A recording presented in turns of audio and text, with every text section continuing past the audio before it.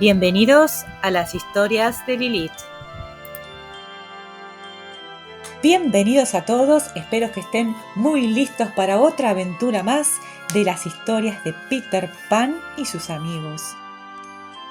Capítulo 12. El rapto de los niños.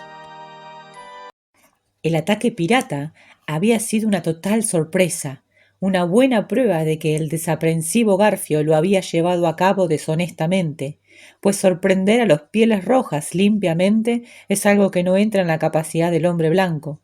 Según todas las leyes no escritas sobre la guerra salvaje, siempre es el piel roja el que ataca, y con la astucia propia de su raza lo hace justo antes del amanecer, hora en la que sabe que el valor de los blancos está por los suelos.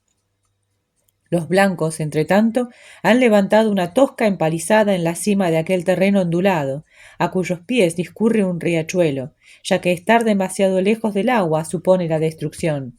Allí esperan el violento ataque, los inexpertos aferrando sus revólveres y haciendo crujir ramitas, mientras que los veteranos duermen tranquilamente hasta justo antes del amanecer.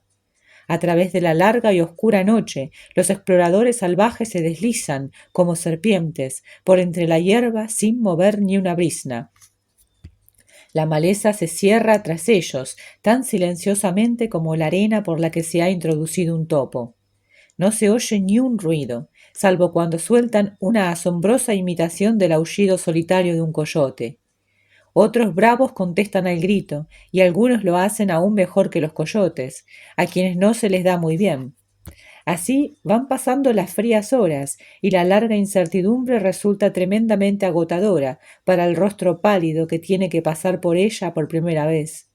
Pero para el perro viejo, esos espantosos gritos y esos silencios aún más espantosos no son sino una indicación de cómo está transcurriendo la noche. Garfio sabía tan bien que este era el sistema habitual que no se le puede disculpar por pasarlo por alto alegando que lo desconocía. Los Picaninis, por su parte, confiaban sin reservas en su sentido del honor, y todos sus actos de esa noche presentan un claro contraste con los de él. No dejaron de hacer nada que no fuera consecuente con la reputación de su tribu. Con esa agudeza de los sentidos que es al mismo tiempo el asombro y la desesperación de los pueblos civilizados, supieron que los piratas estaban en la isla desde el momento en que uno de ellos pisó un palo seco, y al cabo de un rato increíblemente corto comenzaron los aullidos de coyote. Cada palmo de terreno entre el punto donde Garfio había desembarcado a sus fuerzas y la casa de debajo de los árboles fue examinado sigilosamente por bravos que llevaban los mocasines calzados del revés. Solo encontraron una única colina con un riachuelo a los pies, de forma que Garfio no tenía elección. Aquí debía instalarse y esperar hasta justo antes del amanecer. Ya que todo estaba organizado de esta forma con astucia casi diabólica, el grueso principal de los Pieles Rojas se arropó en sus mantas y con esa flemática actitud que para ellos es la quinta esencia de la hombría, se sentaron en cuclillas encima del hogar de los niños, aguardando el frío momento en que tendrían que sembrar la pálida muerte. En ese lugar, soñando, aunque bien despiertos, con las exquisitas torturas a las que los someterían al amanecer, fueron sorprendidos los confiados salvajes por el traicionero Garfio. Según los relatos facilitados después por aquellos de los exploradores que escaparon a la carnicería, no parece que se hubiera detenido siquiera en la cocina, aunque es seguro que debió verla bajo aquella luz grisácea. No parece que en ningún momento se le pasara por la astuta cabeza la idea de esperar a ser atacado, ni siquiera aguardó a que la noche estuviera casi acabada. Siguió adelante sin otros principios que los de entrar en batalla. ¿Qué otra cosa podían hacer los desconcertados exploradores, siendo como eran maestros en todas las artes de la guerra menos esta, sino trotar indecisos tras él, exponiéndose fatalmente, mientras soltaban una patética imitación del aullido del coyote? Alrededor de la valiente triguilla había una docena de sus guerreros más resueltos, y de pronto vieron a los pérfidos piratas que se les echaban encima. Cayó entonces de sus ojos el velo a través del cual habían contemplado la victoria. Ya no torturarían a nadie en el poste. Ahora los esperaba el paraíso de los cazadores. Lo sabían, pero se portaron como dignos hijos de sus padres. Incluso entonces tuvieron tiempo de agruparse en una falange que habría resultado difícil de romper si se hubieran levantado deprisa. Pero esto no les estaba permitido por la tradición de su raza. Está escrito que el noble salvaje jamás debe expresar sorpresa en presencia del blanco. Aunque la repentina aparición de los piratas debía de haber resultado horrible para ellos, se quedaron quietos un momento, sin mover un solo músculo, como si el enemigo hubiera llegado por invitación. Y sólo entonces, habiendo mantenido la tradición valientemente, tomaron las armas y el aire vibró con el grito de guerra, pero ya era demasiado tarde. No es nuestro cometido describir lo que más fue una matanza que una lucha. Así perecieron muchos de la flor y la nata de la tribu de los Picaninis. Pero no murieron sin ser en parte vengados, pues con Lobo Flaco cayó Alf Mason, que ya no volvería a perturbar el Caribe, y entre los que mordieron el polvo se encontraba Geo Scuri, Chas Turley y el alsaciano Fogerty. Turley cayó bajo el tomahawk del terrible Pantera, que finalmente se abrió paso entre los piratas con Triguilla y unos pocos que quedaban de la tribu. ¿Hasta qué punto tiene Garfio la culpa por su táctica en esta ocasión? Es algo que toca decidir a los historiadores. De haber esperado en la colina hasta la hora correcta, probablemente sus hombres y él habrían sido destrozados, y a la hora de juzgarlo es justo tener esto en cuenta. Lo que quizá debería haber hecho era informar a sus adversarios de que se proponía seguir un método nuevo. Por otra parte, esto, al eliminar el factor sorpresa, habría inutilizado su estrategia, de modo que toda la cuestión está sembrada en dificultades.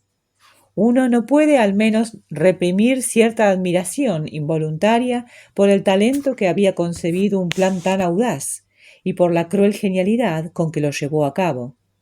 ¿Cuáles eran sus propios sentimientos hacia sí mismo en aquel momento de triunfo? Mucho habrían deseado saberlo sus perros, cuando mientras jadeaban y limpiaban sus sables, se agrupaban a una discreta distancia de su garfio y escudriñaban con sus ojos de hurón a este hombre extraordinario. En su corazón debía de latir el júbilo, pero su cara no lo reflejaba. Siempre un enigma oscuro y solitario, estaba apartado de sus seguidores tanto en cuerpo como en alma. La tarea de la noche aún no había terminado, pues no era a los Pieles Rojas a quienes habían venido a destruir. Estos no eran más que las abejas que había que ahuyentar para que él pudiera llegar a la miel. Era a Pan a quien quería, a Pan, a Wendy y a su banda, pero sobre todo a Pan. Peter era un chico tan pequeño que uno no puede por menos de extrañarse ante el odio de aquel hombre hacia él. Cierto, había echado el brazo de Garfio al cocodrilo, pero ni siquiera esto, ni la vida cada vez más insegura a que esto condujo, debido a la contumacia del cocodrilo, explican un rencor tan implacable y maligno. Lo cierto es que Peter tenía un algo que sacaba de quicio al capitán pirata. No era su valor, no era su atractivo aspecto, no debemos andarnos con rodeos, pues sabemos muy bien lo que era, y no nos queda más remedio que decirlo. Era la arrogancia de Peter. Esto le crispaba los nervios a Garfio, hacía que su garra de hierro se estremeciera, y por la noche lo atosigaba como un insecto. Mientras Peter viviera, aquel hombre atormentado se sentiría como un león enjaulado en cuya jaula se hubiera colado un gorrión. El problema ahora era cómo bajar por los árboles o cómo hacer que bajaran sus perros. Los recorrió con ojos ansiosos, buscando a los más delgados. Ellos se removían inquietos, ya que sabían que no tendría el menor escrúpulo en empujarlos hacia abajo con una estaca. Entretanto, ¿qué es de los chicos? Los hemos visto cuando el primer choque de armas, convertidos, como si dijéramos, en estatuas de piedra, boquiabiertos, apelando a Peter con los brazos extendidos, y volvemos a ellos cuando sus bocas se cierran y sus brazos caen a los lados. El infernal estruendo de encima ha cesado casi tan repentinamente como empezó. Ha pasado como una violenta ráfaga de viento, pero ellos saben que al pasar ha decidido su destino. ¿Qué bando había ganado? Los piratas, que escuchaban con avidez ante los huecos de los árboles, oyeron cómo cada chico hacía esa pregunta. Y ¡ay! También oyeron la respuesta de Peter. Si han ganado los Pieles Rojas, dijo, tocarán el tam-tam. Esa es siempre su señal de victoria. Ahora bien, Smee había encontrado el tam-tam y en ese momento estaba sentado en él. Jamás volveréis a oír el tam-tam, masculló, aunque en tono inaudible, claro, ya que se había exigido estricto silencio. Con asombro por su parte, Garfio le hizo señas para que tocara el tam-tam, y poco a poco Smee fue comprendiendo la horrenda maldad de la orden. El muy simple probablemente jamás había admirado tanto a Garfio. 2 veces golpeó Smee el instrumento, y luego se detuvo a escuchar regocijado. ¡El tam-tam! Oyeron gritar a Peter los bellacos. ¡Una victoria india! Los desafortunados niños respondieron con un grito de júbilo que sonó como música en los negros corazones de arriba, y casi al instante volvieron a despedirse de Peter. Esto desconcertó a los piratas, pero todos sus otros sentimientos estaban dominados por un regocijo malvado ante la idea de que el enemigo estaba a punto de subir por los árboles. Se sonrieron satisfechos los unos a los otros y se frotaron las manos. Rápido y en silencio, Garfio dio sus órdenes.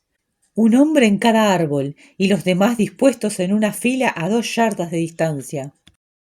Y vamos a tener que dejar esta historia acá porque terminó el capítulo 12. Bueno, están los piratas a punto de atrapar a los niños. ¿Qué sucederá? Para conocer cómo continúa, no se olviden mañana de estar acá a las 4 de la tarde o después, ya que los videos van a quedar para ustedes. Les pido por favor que se suscriban, así van a poder recibir notificaciones de estos cuentos y otros, además de interesantes preguntas sobre las diferentes historias que se están contando. También si quieren dejar un like y un comentario, sería muy agradable. Los espero mañana.